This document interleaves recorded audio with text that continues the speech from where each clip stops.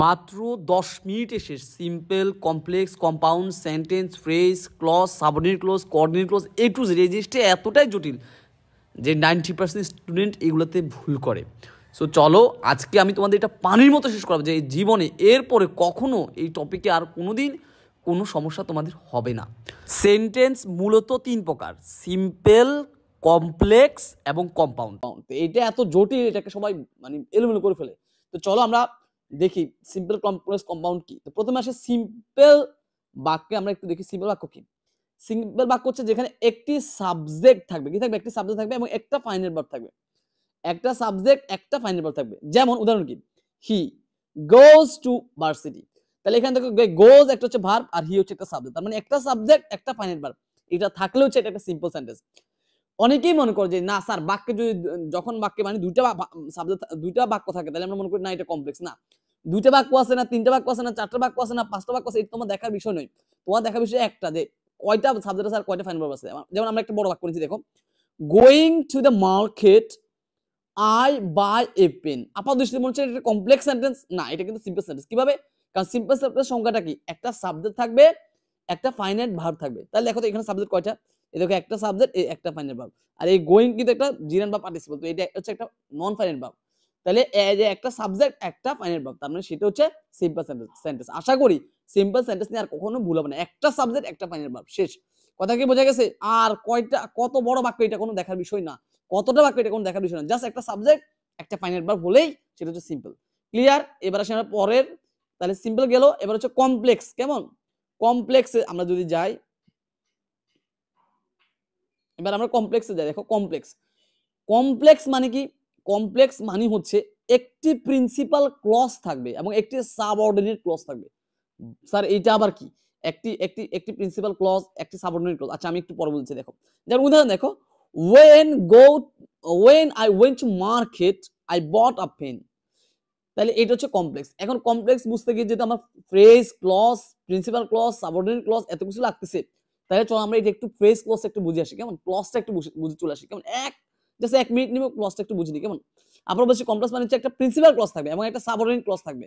তাহলে যেখানে একটা প্রিন্সিপাল ক্লজ, যেখানে একটা সাবঅর্ডিনেট ক্লজ থাকবে, সেটাই হচ্ছে একটা কমপ্লেক্স সেন্টেন্স। যেমন when I went to market, এটা হচ্ছে একটা subordinate clause. I bought a pen, এটা হচ্ছে প্রিন্সিপাল ক্লজ। এখন প্রিন্সিপাল ক্লজ আর সাবঅর্ডিনেট ক্লজ ক্লজ কি? এটা অনেকেই বুঝে না। চলো আমি তোমাদের জাস্ট ন্যানো সেকেন্ডে এটা একটু বুঝে দিয়ে আসি। দেখো আমরা এখন যাব ডিরেক্ট চলে যাব ক্লজে। ক্লজ কি? আচ্ছা দেখো ক্লজ কি? ক্লজ হচ্ছে কি? যেখানে একটা সাবজেক্ট থাকবে এবং একটা ফাইনাল ভার্ব থাকবে, সেটা হচ্ছে কি? ক্লজ। তাই ক্লজ কি? যেখানে একটা সাবজেক্ট থাকবে, একটা ফাইনাল ভার্ব থাকবে, সেটা হচ্ছে ক্লজ। এখন অনেকে বলবে স্যার ফাইনাইট ভার্ব আবার কি? ফাইনাইট ভার্ব হচ্ছে এমন একটা ভার্ব যে ভার্বটা দেখে তুমি চিনতে পারবা যে এটা কি প্রেজেন্ট টেন্স না পাস্ট টেন্স নাকি কন্টিনিউয়াস টেন্স। মানে যে ভার্ব দেখে টেন্স নির্ণয় করা যাবে সেটা হচ্ছে ফাইনাইট ভার্ব।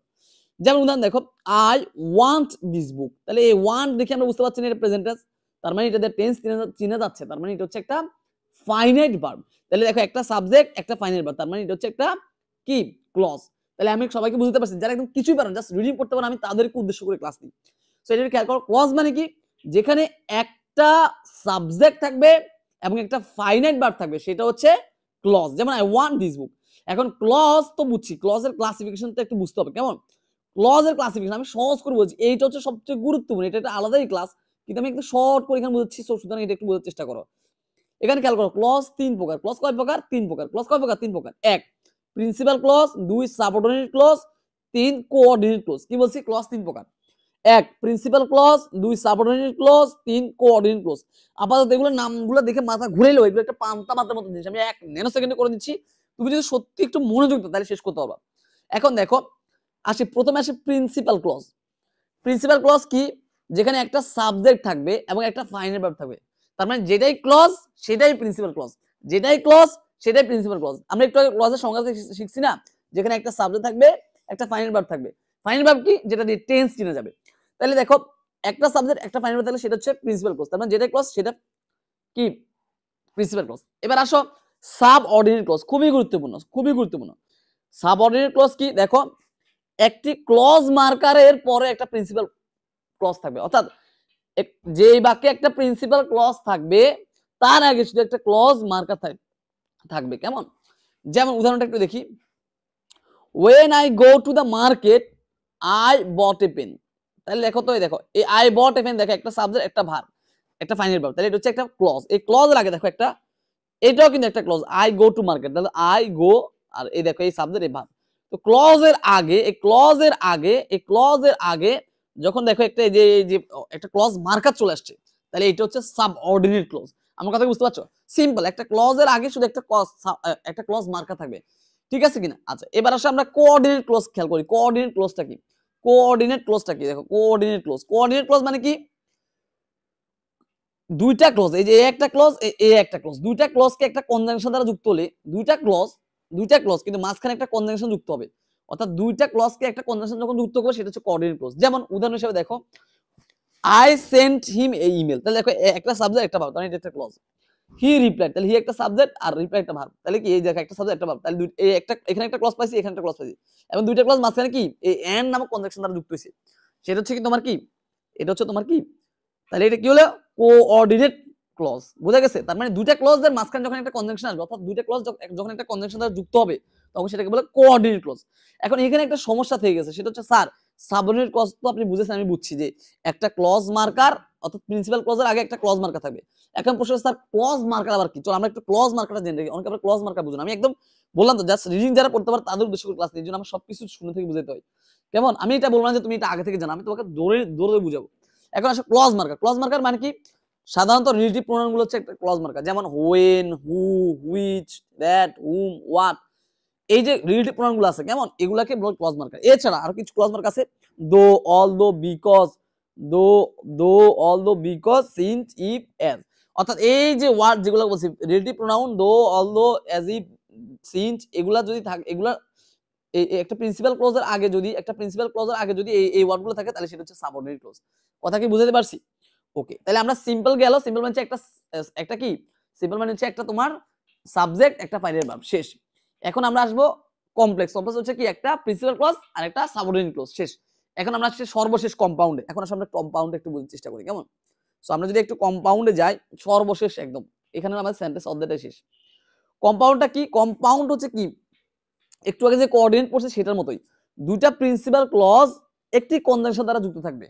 দুইটা প্রিন্সিপাল ক্লজ একটা কনজাংশন দ্বারা যুক্ত হবে। এই যে একটু আগে কোঅর্ডিনেট পড়ছে সেটাই বলতে গেলে, দুইটা প্রিন্সিপাল ক্লজ একটি কনজাংশন দ্বারা যুক্ত থাকবে। যেমন আই গো টু মার্কেট, এই যে এটা একটা principal clause. I buy a pen, এটা একটা প্রিন্সিপাল ক্লজ। কিভাবে হচ্ছে? এই দেখো একটা সাবজেক্ট একটা ভার্ব, একটা সাবজেক্ট একটা ভার্ব, একটা সাবজেক্ট একটা ফাইনাল ভার্ব, তার মানে এটা হচ্ছে দুইটা প্রিন্সিপাল ক্লজ, মানে দুইটার মাঝখানে কি যুক্ত হচ্ছে? একটা কনজাংশন যুক্ত হয়েছে, তাই না? একটা কনজাংশন যুক্ত হয়েছে, এন্ড। তাহলে I go to market and I buy pen, তাহলে এটা হচ্ছে একটা কোঅর্ডিনেট কম্পাউন্ড কেমন? এখন কোন কোন কনজাংশন গুলো বাক্যের মাঝখানে যুক্ত, সেগুলো আমি দিয়ে দিছি। কনজাংশন কোনগুলো? সেগুলো হচ্ছে and, but, or, nor, so, yet.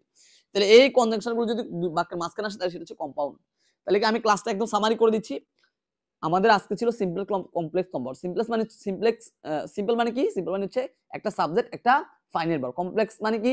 একটা প্রিন্সিপাল ক্লজ, একটা তোমার কি সাবঅর্ডিনেট ক্লজ। আর কম্পাউন্ড মানে কি? দুইটা প্রিন্সিপাল ক্লজের মাঝখানে একটা কনজাংশন যুক্ত হলে সেটা কম্পাউন্ড।